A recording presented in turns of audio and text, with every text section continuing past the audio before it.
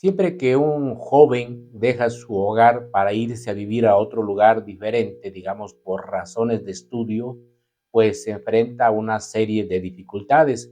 Si alguna vez te has preguntado qué pasa o cómo sucede esto cuando una persona que no ve, como fue mi caso, que tuve que dejar mi hogar y luego irme a vivir a la Escuela Nacional para Ciegos. Esto evidentemente fue todo un reto, todo un desafío que hoy lo vas a conocer. Atrevidas y atrevidos, qué gusto me da saludarles. Soy Luis Alfonso Castillo y te invito primero a que te suscribas al canal y que actives las notificaciones para que sepas en qué momento subimos el siguiente capítulo. Hoy te dejo con el capítulo número 6.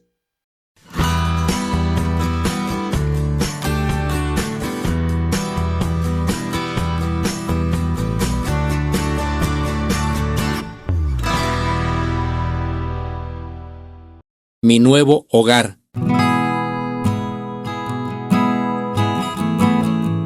Al mediodía, mis papás y yo nos fuimos al Comité Internacional Prociegos, que en ese entonces se encontraba en la colonia Santa María la Ribera, una de las zonas más antiguas de la Ciudad de México.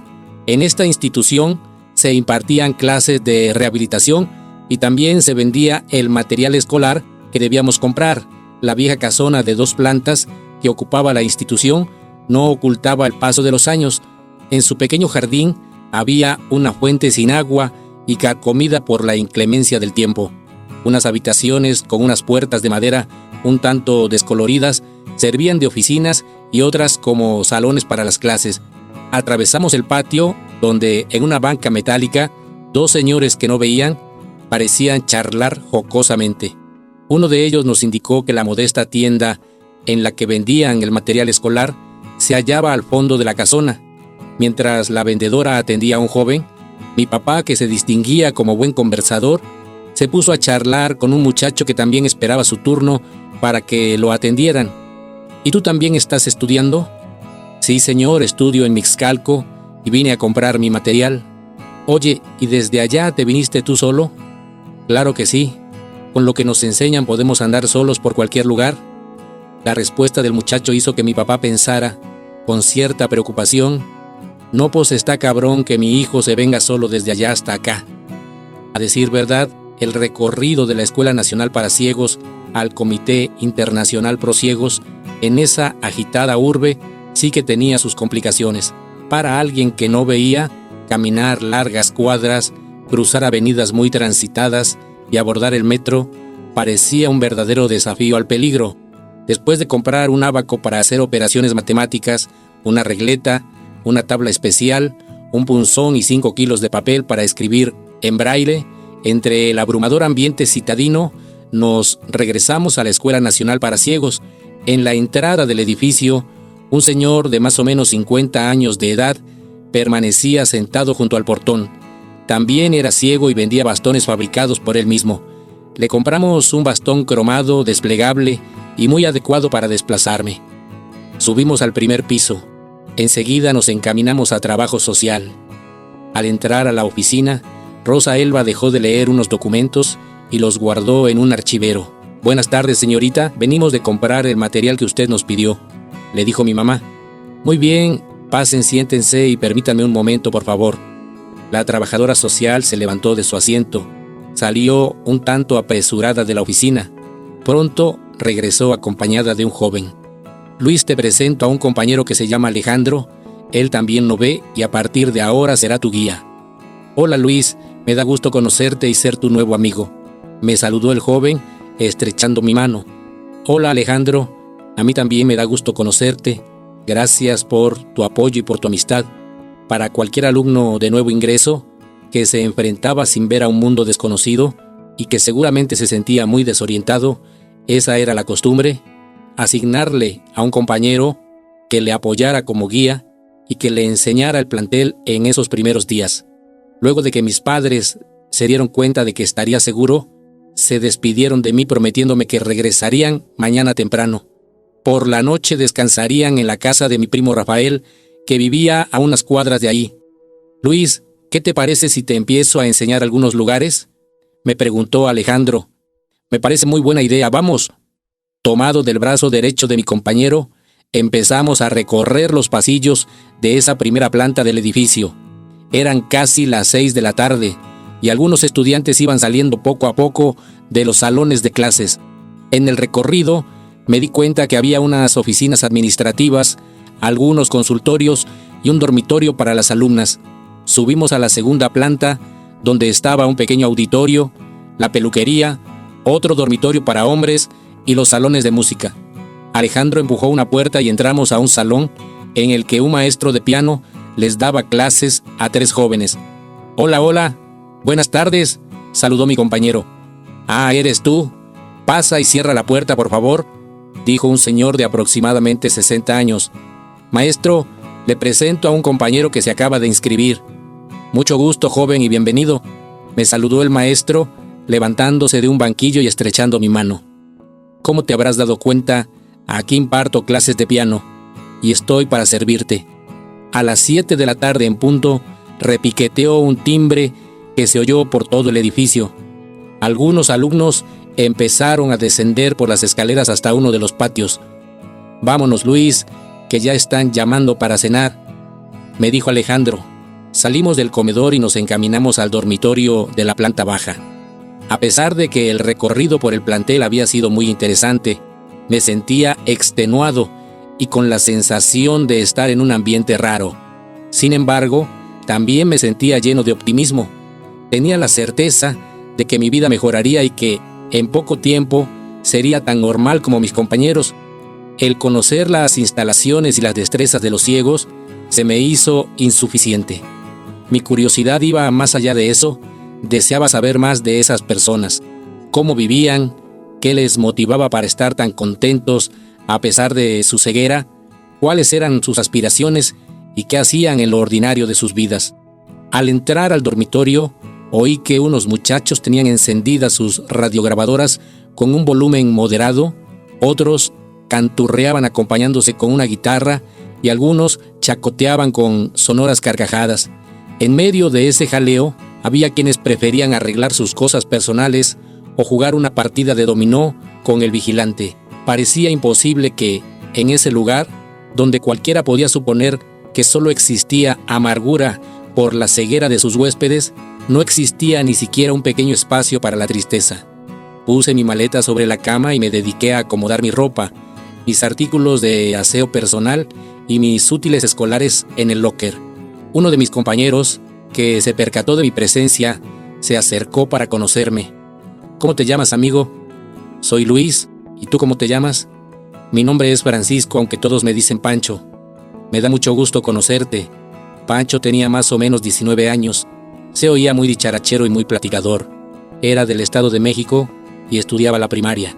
Su ceguera se debía a una enfermedad degenerativa llamada retinitis pigmentosa.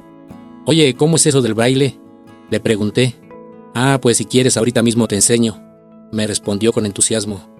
Abrió el locker que estaba a un lado de su cama, sacó una tabla, una regleta, un punzón y una hoja de papel. «Toca con tus dedos la hoja para que sientas cómo se escribe en braille», me indicó Pancho.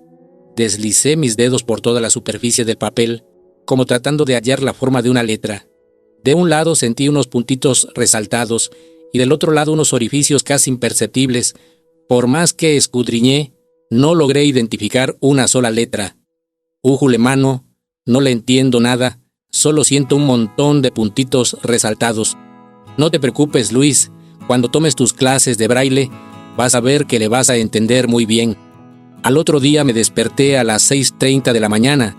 El ajetreo de los muchachos que iban de un lado a otro en el pasillo y el sonido de las radiograbadoras sintonizadas en algún programa musical terminaron de ahuyentar mi somnolencia.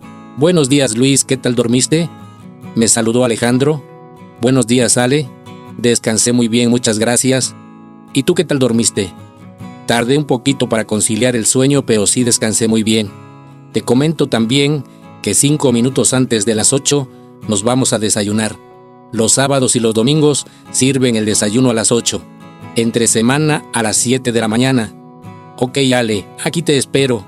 Saqué del locker mi jabonera, un estropajo y una toalla para bañarme, pensé que no se me haría difícil orientarme en el interior del dormitorio para llegar a los baños.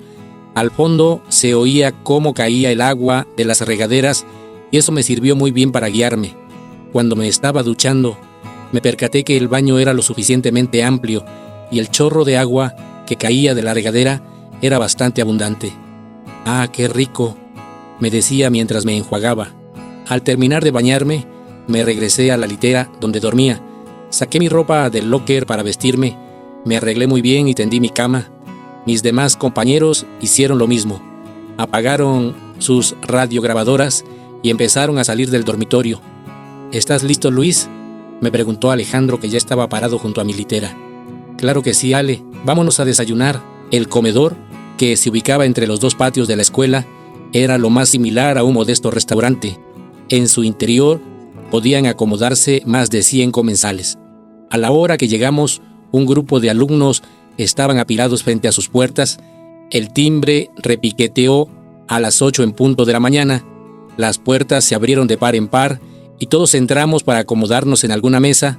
Nos sirvieron unos huevos con papas, acompañados con frijolitos refritos, algo de pan y un aromático café. Al salir del comedor, Alejandro me invitó a seguir conociendo las instalaciones del edificio. En el recorrido que hicimos por uno de los patios, mi amigo me mostró el busto de don Ignacio Trigueros y Antigua. Era el fundador de la Escuela Nacional para Ciegos y un notable veracruzano que en su época se distinguió por ocupar algunos cargos políticos muy importantes. «¿Oíste, Luis? El vigilante de la entrada está gritando tu nombre», me alertó Alejandro.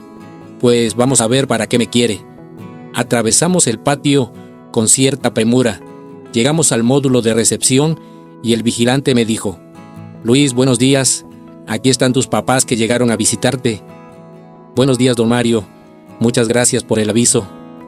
«Hijo, ¿cómo estás?», me preguntó mi mamá. «Bien, muy bien». El vigilante nos propuso que pasáramos a la sala de espera, donde se podía conversar con tranquilidad. Alejandro, que todavía estaba conmigo, saludó a mis papás. «Luis, voy a estar en el dormitorio cuando te desocupes. Allá nos vemos», me dijo dándome una palmadita en el hombro. «Ok, allá te busco». En la sala de espera, mi mamá y yo nos sentamos en una de las bancas de madera, mientras mi papá se encaminó hacia una mesa para acomodar su maleta de viaje. «Me da mucho gusto saber que estás bien instalado y que tienes un buen amigo», me dijo mi papá. «Sí, gracias a Dios, creo que estaré muy bien. Nosotros nos regresamos hoy mismo a Córdoba. Dentro de 8 días venimos a visitarte. Si estás contento, te quedas a seguir estudiando, y si no estás a gusto, pues te regresas con nosotros», me dijo mi mamá. «Hijo, estoy muy seguro que vas a salir adelante», ponderó mi papá con optimismo. Cada uno de ellos me dio su bendición, me estrecharon en sus brazos y se despidieron de mí. Por un instante sentí el deseo de retenerlos para que se quedaran más tiempo conmigo. Seguramente ellos también sintieron lo mismo cuando me abrazaron. Esa despedida me dejó con una tristeza que nunca había sentido. A pesar de ello, comprendí que mi estancia en la Escuela Nacional para Ciegos cambiaría mi vida. Me imaginé cómo sería el regreso a mi ciudad natal cuando estuviera bien rehabilitado. Me desplazaría solo a cualquier lugar y podría estudiar en una escuela regular hasta convertirme en todo un profesionista. La experiencia que empecé a vivir a partir de ese momento me hizo pensar: solo así se pueden conquistar los grandes sueños, confrontando y superando adversidades.